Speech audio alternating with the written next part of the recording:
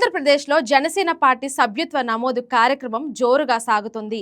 ఈ పార్టీ అధ్యక్షుడు పవన్ కళ్యాణ్ పిలుపు మేరకు రాష్ట్ర వ్యాప్తంగా జనసేన నాయకులు, కార్యకర్తలు సభ్యత్వ కార్యక్రమాన్ని నిర్వహిస్తున్నారు. ఈ నేపథ్యంలో గుంటూరు జిల్లా పొన్నూరు మండలం కట్టెంపూడి గ్రామంలో జనసేన పార్టీ ఆధ్వర్యంలో నిర్వహించిన ఈ సభ్యత్వ కార్యక్రమంలో రాష్ట్ర పౌర సరఫరా శాఖ మంత్రి నాందెళ్ల మనోహర్ పాల్గొన్నారు.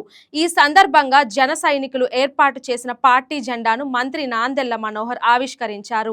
ఈ కార్యక్రమంలో జిల్లా పార్టీ నాయకుడు, జన సైనికులు, వీర మహిళలు భారీ సంఖ్యలో పాల్గొన్నారు.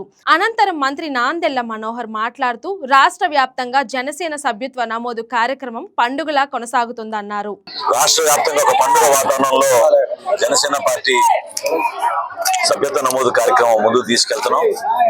గ్రామ స్థాయిలోనూ, పట్టణ వివిధ వీధుల్లోనూ మా సాధకులు పవన్ కళ్యాణ్ గారి పిలుపు మేరకు ప్రతి ఒక్కరిలో కూడా ఉద్యమ స్ఫూర్తిని తీసుకొచ్చే విధంగా ఉద్యమి సభ్యత్వ నమోదు కార్యక్రమం ప్రజలకు తీసుకెళ్ళాము. ఇప్పటివరకు దాదాపు 7.5 లక్షల సభ్యత్వం పూర్తి చేసుకున్నాం.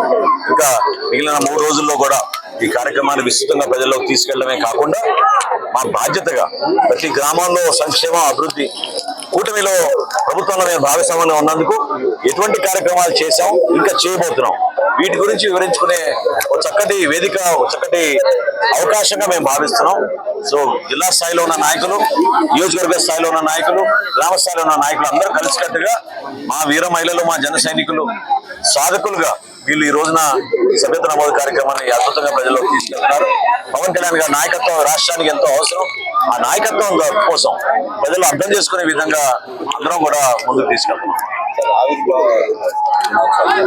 అంటే మాకు వచ్చిన సమాచారం మేరకు ఐఎండి వాళ్ళు ఇచ్చిన ఫోర్కాస్ట్ తోటి రాబోయే 2 రోజుల తర్వాత, అంటే 12వ తారీఖు నుంచి విపరీతంగా వడగాల్పులు ఉంటాయనే సమాచారం అందించారు.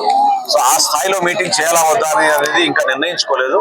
తప్పకుండా గతంలో ప్రకటించినట్టు పవన్ కళ్యాణ్ గారు అన్ని సానుకూలంగా ఉంటే తప్పకుండా 14వ తారీఖున మా ఆవిర్భావ దినోత్సవం ఘనంగా జరుపుకునే విధంగా రాష్ట్ర వ్యాప్తంగా ఒక కార్యక్రమం చేయాలని మేము ఆలోచిస్తున్నాం. రేపటికి ఇంకా సమాచారం వచ్చిన తర్వాత పూర్తి వివరాలు ప్రజలకు. Thank you.